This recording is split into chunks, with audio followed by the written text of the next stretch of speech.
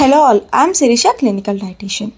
ఎలాంటి పాత్రలో వంట చేయడం వల్ల మన ఆరోగ్యాన్ని మెరుగుపరచుకోవచ్చు అని అనుకుంటున్నారా? అయితే ఈ వీడియో మీకోసం. ఐరన్ కానీ అల్యూమినియం కానీ ఆర్ బ్రాస్ కాపర్ ఇవన్నీ అన్ని రకాల ఫుడ్స్ అనేది యూజ్ చేయకూడదు. ముఖ్యంగా పికిల్స్, సాంబార్స్, సాసెస్, చట్నీస్ అవి వాడకూడదు. దీనివల్ల మెటాలిక్ రియాక్షన్ అనేది ఉంటుంది. ఈ ఫుడ్స్ తప్పించి మిగతా ఏవైనా వాడచ్చు. మట్టి పాత్రలో వచ్చేసరికి అన్ని రకాల ఫుడ్స్ సేఫ్ ఉంటుంది, ఆయిల్ కన్సంప్షన్ తక్కువ ఉంటుంది, and at the same time వీటిల్లో ఎక్కువ ప్రోబయోటిక్స్, కర్డ్ కానీ రాగి అంబలి కానీ ఇవి ఎక్కువ న్యూట్రిషన్ అనేది ప్రిజర్వ్ అయి ఉంటాయి. And coming to stainless steel, అన్ని రకాల ఫుడ్స్ అనేది యూజ్ చేయొచ్చు అండ్ సేఫ్ కూడా ఉంటుంది.